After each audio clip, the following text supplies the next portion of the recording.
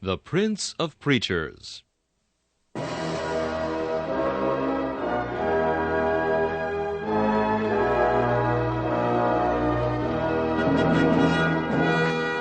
Charles Haddon Spurgeon has been called England's greatest contribution to the spread of the gospel in the 19th century. One of his contemporaries said that the chief secret of Spurgeon's attractiveness was the fact that, in every sermon, no matter what the text or the occasion, he explained the way of salvation in simple terms. Spurgeon's messages remain one of the great treasure houses of Christian literature, still bringing the light of the gospel and the comfort of the Scriptures to hungry souls long after the preacher has passed into glory. This is Charles Kelsch inviting you to listen to a message from the Prince of Preachers.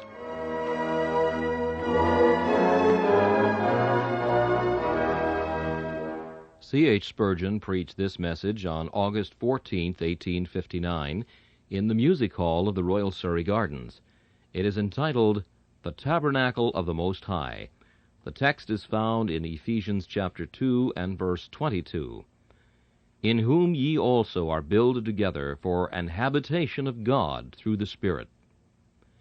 Under the old Mosaic dispensation, God had a visible dwelling place among men. The bright Shekinah was seen between the wings of the cherubim which overshadowed the mercy seat. And in the tabernacle, while Israel journeyed in the wilderness, and in the temple afterwards, when they were established in their own land, there was a visible manifestation of the presence of Jehovah in the place which was dedicated to his service. Now everything under the Mosaic dispensation was but a type, a picture, a symbol of something higher and nobler. That form of worship was, as it were, a series of shadow pictures, of which the gospel is the substance. It is a sad fact, however, that there is so much Judaism in all our hearts, that we frequently go back to the beggarly elements of the law, instead of going forward and seeing in them a type of something spiritual and heavenly to which we ought to aspire. It is disgraceful to the present century to hear some men talk as they do. They had better at once espouse the Jewish creed. I mean, it is disgraceful to hear some men speak as they do with regard to religious edifices. I remember to have heard a sermon once upon this text, If any man defile the temple of God, him will God destroy. And the first part of the sermon was occupied with a childish anathema against all who should dare to perform any unhallowed act in the churchyard, or who should lean the pole of a tent during the fair of the coming week against any part of that edifice, which, it seemed to me, was the God of the man who occupied the pulpit. Is there such a thing as a holy place anywhere? Is there any spot wherein God now particularly dwells? I think not. Hear ye the words of Jesus.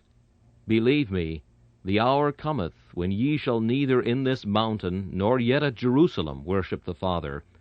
But the hour cometh, and now is, when the true worshippers shall worship the Father in spirit and in truth, for the Father seeketh such to worship him. Remember again the saying of the apostle at Athens, God that made the world and all things therein, seeing that he is Lord of heaven and earth, dwelleth not in temples made with hands. When men talk of holy places, they seem to be ignorant of the use of language. Can holiness dwell in bricks and mortar? Can there be such a thing as a sanctified steeple? Can it possibly happen that there can be such a thing in the world as a moral window or a godly doorpost? I am lost in amazement, utterly lost, when I think how addled men's brains must be when they impute moral virtues to bricks and mortar and stones and stained glass. Pray, how deep doth this consecration go, and how high? Is every crow that flies over the edifice at that time in solemn air? Certainly it is as rational to believe that, as to conceive that every worm that is eating the body of an Episcopalian is a consecrated worm, and therefore there must necessarily be a brick wall or a wide gravel path to protect the bodies of the sanctified from any unhallowed worms that might creep across from the dissenter side of the cemetery. I say again, such child's play, such popery, such Judaism is a disgrace to our century. And yet, notwithstanding, We all find ourselves at many times and seasons indulging in it. That at which you have just now smiled is but pushing the matter a little further, an error into which we may very readily descend. We have a reverence for our plain chapels. We feel a kind of comfort when we are sitting down in the place which, somehow or other, we have got to think must be holy. Now, let us, if we can, and perhaps it takes a great sturdiness and independence of mind to do it, let us drive away once and forever all idea of holiness being connected with anything but with a conscious active agent. Let us get rid once and for all of all superstitions with regard to place. Depend upon it, one place is as much consecrated as another, and wherever we meet with true hearts reverently to worship God, that place becomes for the time being God's house. Though it be regarded with the most religious awe, that place which has no devout heart within it is no house of God. It may be a house of superstition, but a house of God it cannot be. But still, says one, God hath a habitation. Doth not your text say so? Yes, and of that house of God I am about to speak this morning. There is such a thing as a house of God, but that is not an inanimate structure, but a living and a spiritual temple, in whom, that is, Christ, ye also are builded together for a habitation of God through the Spirit. The house of God is built with the living stones of converted men and women, and the church of God which Christ hath purchased with his blood. This is the divine edifice, and the structure wherein God dwelleth even to this day. I would, however, make one remark with regard to places in which we worship. I do think, albeit there can be no sanctity of superstition connected with them, there is at the same time a kind of sacredness of association. In any place where God has blessed my soul, I feel that it is none other than the house of God and the very gate of heaven. It is not because the stones are hallowed, but because there I have met with God, and the recollections that I have of the place consecrated to me. That place where Jacob laid him down to sleep, what was it but his sleeping chamber for the time being? But his sleeping chamber was none other than the house of God. You have rooms in your houses, I hope, and closets there more sacred in truth than any gorgeous cathedral that ever lifted its spire to heaven. Where we meet with God, there is a sacredness, not in the place, but in the associations connected with it. Where we hold fellowship with God, and where God makes bare his arm, though it be in a barn, or a hedgerow, or on a moor, or on a mountainside, there is God's house to us, and the place is consecrated at once, but yet not so consecrated as that we may regard it with superstitious awe, but only consecrated by our own recollections of blessed hours which we have spent there in hallowed fellowship with God. Leaving that out of the question, I come to introduce you to the house of God, which he has builded for his habitation. We shall regard the church this morning thus: first, as a building; secondly, as a habitation; and thirdly, as what she is soon to become, namely, a glorious temple. First, then, we shall regard the church as a building. And here let us pause to ask the question first of all, what is a church? What is the church of God? One sect claims the title for itself of the church, while other denominations hotly contend for it. It belongs to none of us. The church of God consisteth not of any one peculiar denomination of men. The church of God consisteth of those whose names are written in the book of God's eternal choice, the men who were purchased by Christ upon the tree, the men who are called of God by his Holy Spirit, and who, being quickened by that same Spirit, partake of the life of Christ, and become members of his body, of his flesh, and of his bones. These are to be found in every denomination, among all sorts of Christians. Some stray ones where we little dreamed of them. Here and there a member of the church of God hidden in the midst of the darkness of accursed Rome. Now and then, as if by chance, a member of the church of Christ, connected with no sect whatever, far away from all connection with his brethren, having scarcely heard of their existence, yet still knowing Christ, because the life of Christ is in him. Now this church of Christ, the people of God throughout the world, by whatever name they may be known, are in my text compared to a building in which God dwells. I must now indulge in a little allegory with regard to this building. The church is not a heap of stones shot together. She is a building. Of old her architect devised her. Methinks I see him, as I look back into old eternity, making the first outline of his church. Here, saith he in his eternal wisdom, shall be the cornerstone, and there shall be the pinnacle.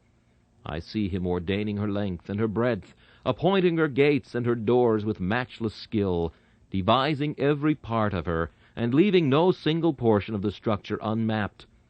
I see him, that mighty architect, also choosing to himself every stone of the building, ordaining its size and its shape, settling upon his mighty plan the position each stone shall occupy, whether it shall glitter in front, or be hidden in the back, or buried in the very center of the wall. I see him marking not merely the bare outline, but all the fillings up, all being ordained, decreed, and settled in the eternal covenant, which was the divine plan of the mighty architect upon which the church is to be built. Looking on, I see the architect choosing a cornerstone. He looks to heaven, and there are the angels, those glittering stones. He looks at each one of them from Gabriel down, but he saith, None of you will suffice. I must have a cornerstone that will support all the weight of the building, for on that stone every other one must lean. O Gabriel, thou wilt not suffice. Raphael, thou must lay by, I cannot build with thee. Yet was it necessary that a stone should be found, and one too that should be taken out of the same quarry as the rest. Where was he to be discovered? Was there a man who would suffice to be the cornerstone of this mighty building? Ah, no. Neither apostles, prophets, nor teachers would. Put them all together, and they would be as a foundation of quicksand, and the house would totter to its fall. Mark how the divine mind solved the difficulty. God shall become man, very man, and so he shall be of the same substance as the other stones of the temple. Yet shall he be God, and therefore strong enough to bear all the weight of this mighty structure, the top whereof shall reach to heaven. I see that foundation stone laid. Is there singing at the laying of it? No, there is weeping there. The angels gathered round at the laying of this first stone. And look, ye men, and wonder. The angels weep. The harps of heaven are clothed in sackcloth, and no song is heard. They sang together and shouted for joy when the world was made. Why shout they not now? Look ye here and see the reason. That stone is embedded in blood. That cornerstone must lie nowhere else but in his own gore. The vermilion cement drawn from his own sacred veins must embed it. And there he lies, the first stone of the divine edifice. Oh, begin your songs afresh, ye angels. It is over now. The foundation stone is laid. The terrible ceremony is complete. And now, whence shall we gather the stones to build this temple? The first is laid. Where are the rest? Shall we go and dig into the sides of Lebanon? Shall we find these precious stones in the marble quarries of kings? No. Whither are ye flying, ye laborers of God? Whither are ye going? Where are the quarries? And they reply, We go to dig in the quarries of Sodom and Gomorrah, in the depths of sinful Jerusalem, and in the midst of erring Samaria. I see them clear away the rubbish. I mark them as they dig deep into the earth, and at last they come to these stones.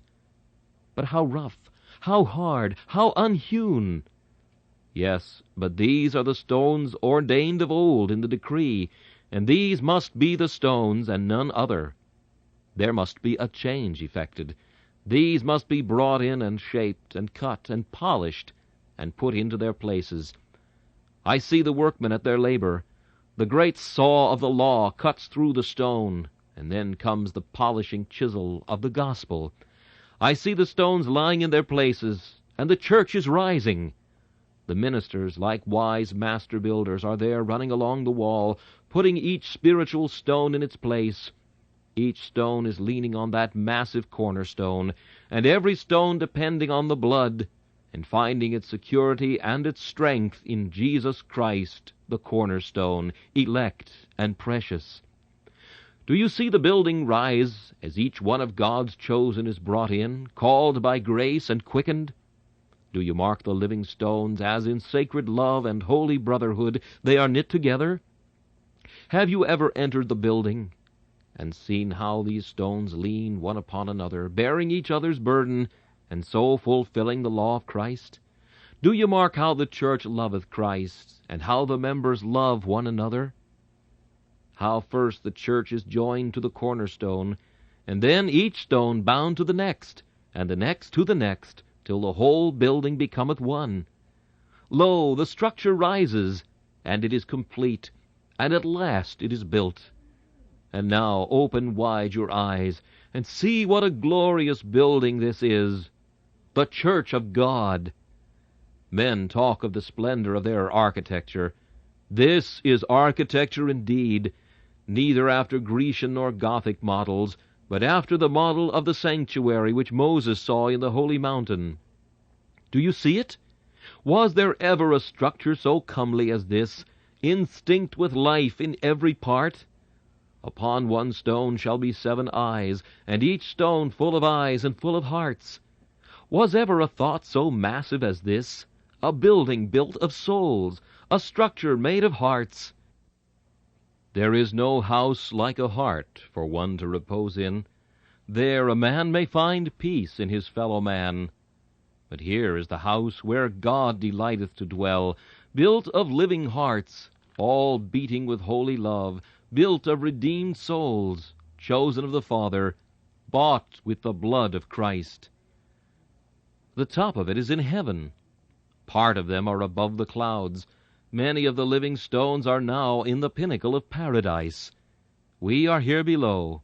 The building rises, the sacred masonry is heaving, and as the cornerstone rises, so all of us must rise, until at last the entire structure, from its foundation to its pinnacle, shall be heaved up to heaven, and there it shall stand forever, the new Jerusalem, the temple of the majesty of God. With regard to this building, I have just a remark or two to make before I come to the next point. Whenever architects devise a building, they make mistakes in forming the plan. The most careful will omit something. The most clever find in some things he has been mistaken. But mark the church of God. It is built according to rule and compass and square, and it shall be found at last that there has not been one mistake. You, perhaps, my dear brother, are a little stone in the temple, and you are apt to think that you ought to have been a great one. There is no mistake about that. You have but one talent. That is enough for you. If you had 2, you would spoil the building. You are placed, perhaps, in a position of obscurity, and you are saying, "Oh, that I were prominent in the church." If you were prominent, you might be in a wrong place, and but one stone out of its place in architecture, so delicate as that of God, would mar the whole. You are where you ought to be. Keep there. Depend on it, there is no mistake. When at last we shall go round about her, mark her walls, and tell her bulwarks, we shall each of us be compelled to say, "How glorious is this Zion!" When our eyes shall have been enlightened, and our hearts instructed, each part of the building will command our admiration.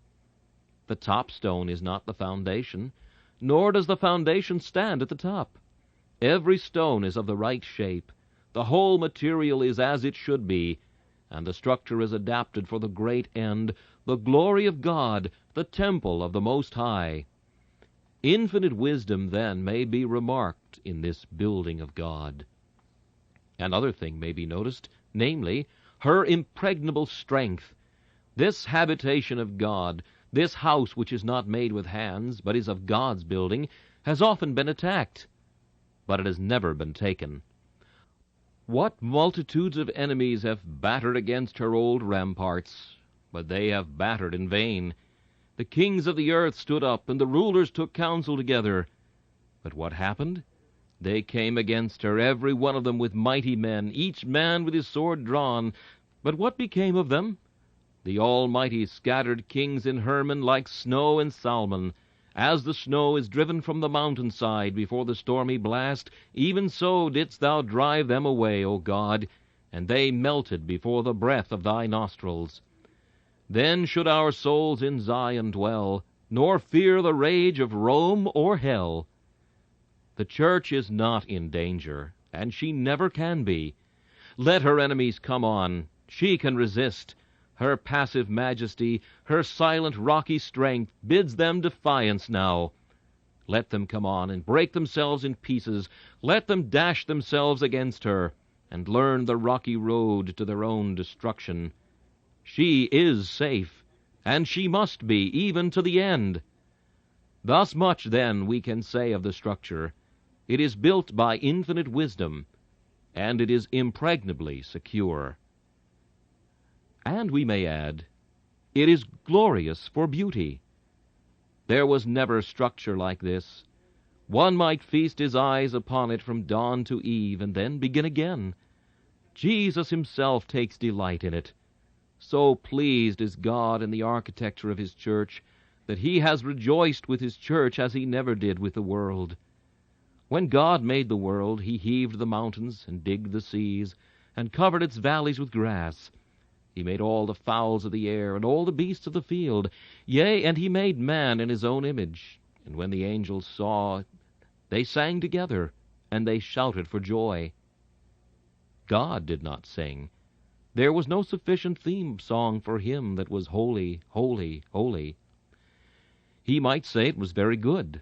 There was a goodness of fitness about it, but not moral goodness of holiness. But when God built his church, he did sing, and that is the most extraordinary passage, I sometimes think, in the whole Word of God, where he is represented as singing. Thy Redeemer in the midst of thee is mighty. He will save, he will rest in his love, he will rejoice over thee with singing. Think, my brethren, of God himself looking at his church, and so fair and beautiful is the structure that he sings over his work, and as each stone is put in its place, divinity itself sings. Was ever song like that? Oh, come, let us sing, let us exalt the name of God together. Praise him who praiseth his church, who hath made her to be his peculiar dwelling place. Thus, then, have we in the first place regarded the church as a building. But the true glory of the church of God consists in the fact that she is not only a building, but that she is a habitation. There may be great beauty in an uninhabited structure, but there is always a melancholy thought connected with it. In riding through our country, we often come upon a dismantled tower or castle. It is beautiful, but it is not a thing of joy. There is a sorrowful recollection connected with it. Who loves to see desolate palaces? Who desireth that the land should cast out her sons, and that her houses should fail of tenants? But there is joy in a house lit up and furnished, where there is the sound of men. Beloved, the church of God hath this for her peculiar glory, that she is a tenanted house, that she is a habitation of God through the Spirit. How many churches there are that are houses, yet not habitations! I might picture to you a professed church of God. It is built according to square and compass, but its model has been formed in some ancient creed and not in the Word of God. It is precise in its discipline according to its own standard, and accurate in its observances according to its own model. You enter that church. The ceremony is imposing. The whole service perhaps attracts you for a while, but you go out of that place conscious that you have not met with the life of God there, that it is a house, but a house without a tenant. It may be professedly a church, but it is not a church possessing the indwelling of the Holy One. It is an empty house that must soon be dilapidated and fall. I do fear that this is true of many of our churches, established and dissenting, as well as Romanist. There are too many churches that are nothing but a mass of dull, dead formality. There is no life of God there. You might go to worship with such a people day after day, and your heart would never beat more quickly, your blood would never leap in its veins, your soul would never be refreshed, for it is an empty house. Fair may be the architecture of the structure, but empty is its storehouse. There is no table spread, there is no rejoicing, no killing of the fatted calf, no dancing, no singing for joy. Beloved, let us take heed, lest our churches become the same, lest we be combinations of men without spiritual life, and consequently houses uninhabited, because God is not there. But a true church that is visited by the Spirit of God, where conversion, instruction, devotion, and the like are carried on by the Spirit's own living influences, such a church has God for its inhabitant. And now we will just turn over this sweet thought. A church built of living souls is God's own house. What is meant by this? I reply, a house is a place where a man solaces and comforts himself.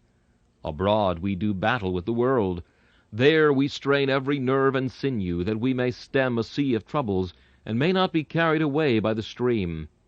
Abroad, among men, we meet those of strange language to us, who often cut us to the heart and wound us to the quick. We feel that there we must be upon our guard. We could often say, my soul is among lions. I lie even among those that are set on fire of hell.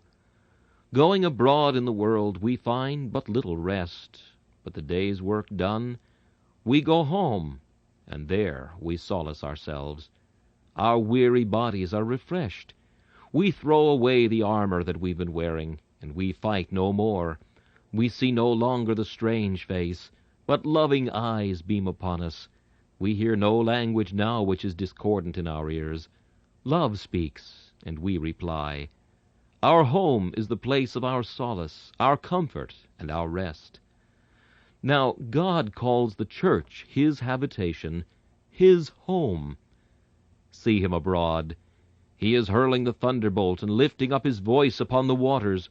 Hearken to Him. His voice breaks the cedars of Lebanon and makes the hinds to calve. See Him when He makes war, riding the chariot of His might. He drives the rebellious angels over the battlements of heaven, down to the depth of hell. Behold Him as He lifteth up Himself in the majesty of His strength. Who is this that is glorious? It is God, most high and terrible. But see, He lays aside His glittering sword. His spear He bears no longer. He cometh back to His home. His children are about Him. He taketh His solace and His rest. Yea, think not I venture too far. He shall rest in His love, and He doth do it. He resteth in His church. He is no longer a consuming fire, a terror and a flame. Now is He love and kindness and sweetness, ready to hear the prattle of His children's prayer and the disjointed notes of His children's song. Oh, how beautiful is the picture of the church as God's house, the place in which He takes His solace. For the Lord hath chosen Zion, He hath desired it for His habitation. This is my rest forever. Here will I dwell, for I have desired it. Furthermore, a man's home is the place where he shows his inner self. You meet a man at the market. He deals sharply with you. He knows with whom he has to deal, and he acts with you as a man of the world. You see him again at home, talking with his children, and you say, what a different man! I could not have believed it was the same being. Mark again the professor in his chair. He is instructing students in science. Mark his sternness as he speaks upon recondite themes. Would you believe that that same man will, in the evening, have his little one upon his knee, and will tell it childish tales and repeat the ballads of the nursery? And yet it is even so. See the king as he rides through the street in his pomp. Thousands gather round him. Acclamation rends the sky. With what majestic port he bears himself! He is all a king, every inch a monarch, as he towers in the midst of the multitude. Have you seen the king at home? He is then just like other men. His little ones are about him. He is on the floor with them in their games. Is this the king? Yes, it is even he. But why did he not do this in his palace, in the streets? Oh, no. That was not his home. It is in his home that a man unbends himself. Even so with regard to our glorious God. It is in his church that he manifests himself as he does not unto the world. The mere worldling turns his telescope to the sky, and he sees the pomp of God in the stars, and he says, O God, how infinite art thou!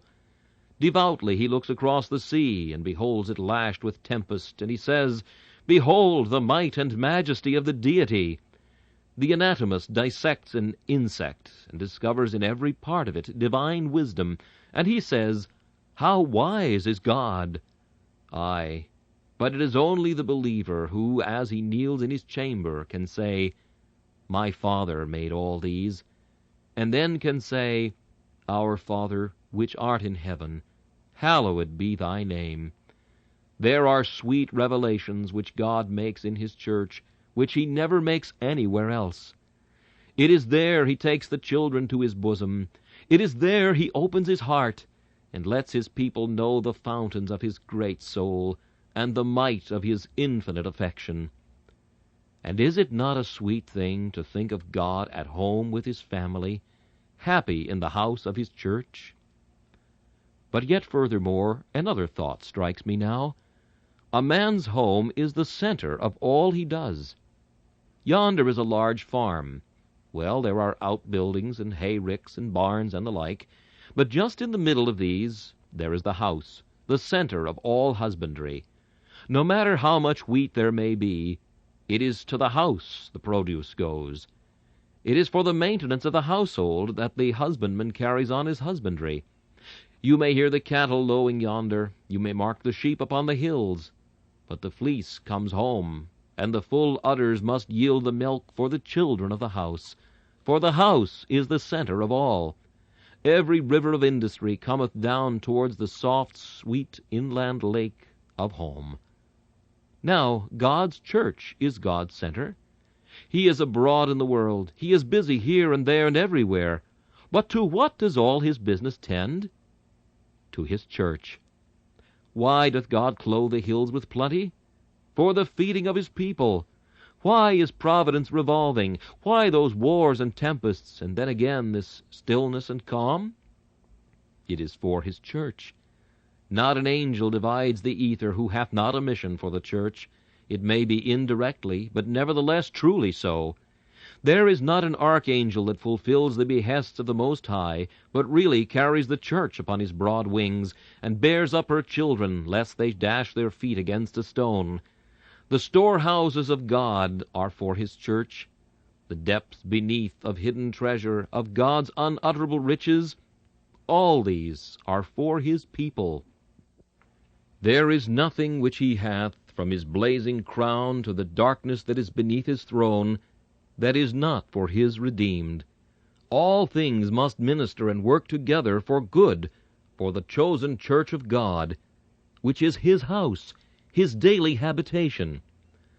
I think if you will turn that over and over again when you are away, you will see there is much in the beautiful fact that as the house is the center, so is the church the center of everything with God.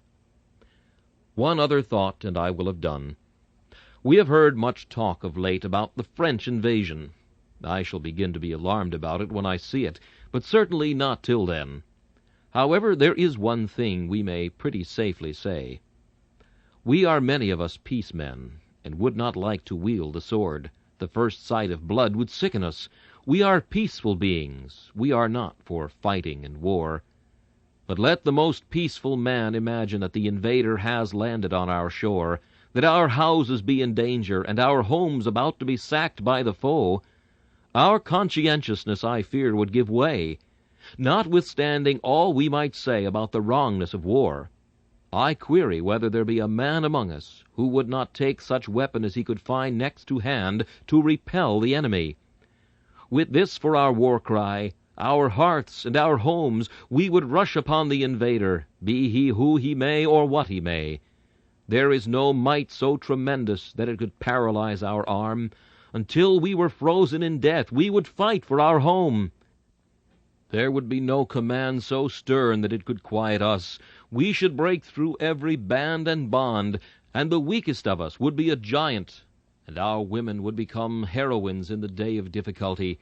Every hand would find its weapon to hurl at the invader. We love our homes, and we must and will defend them. Aye, and now lift up your thoughts. The church is God's home. Will he not defend it? Will he suffer his own house to be sacked and stormed? Shall the hearth of divinity be stained with the blood of his children? Shall it be that the church is overthrown, and her battlements stormed, her peaceful habitations given up to the fire and sword? No, never, not while God hath a heart of love, and while he calleth his people his own house and his habitation. Come, let us rejoice in this our security. Let earth be all in arms abroad. We dwell in perfect peace, for our Father is in the house, and he is God Almighty. Let them come on against us. We need not fear. His arm shall fell them. The breath of his nostrils shall blast them. A word shall destroy them. They shall melt away like the fat of rams. As fat of lambs shall they be consumed.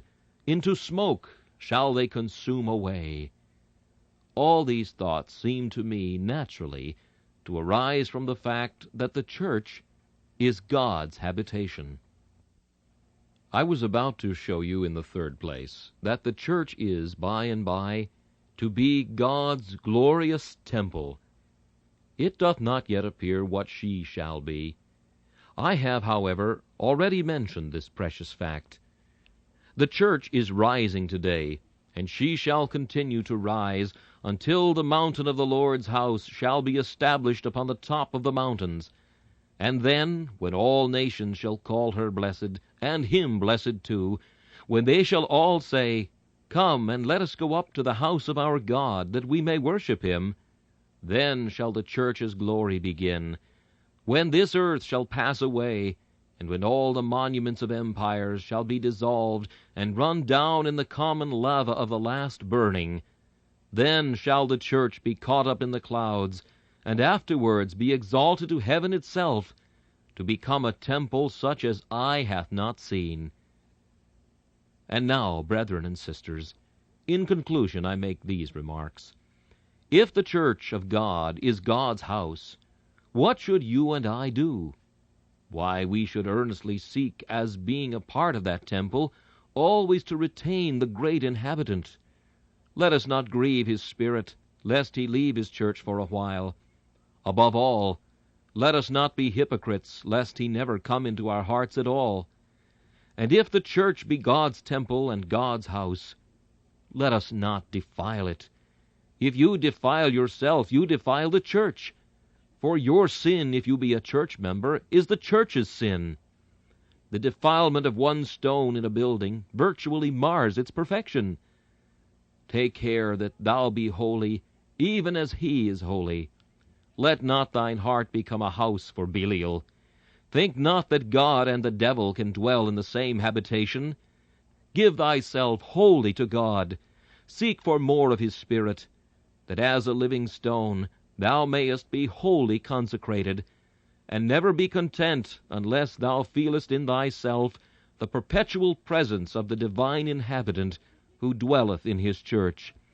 May God now bless every living stone of the temple. And as for you that as yet are not hewn out of the quarries of sin, I pray that divine grace may meet with you, that you may be renewed and converted, and at last be partakers of the inheritance of the saints in light. This message, The Tabernacle of the Most High, was preached by Charles Haddon Spurgeon on August 14th, 1859. This is Charles Kelsch inviting you to join me again for another message from the Prince of Preachers,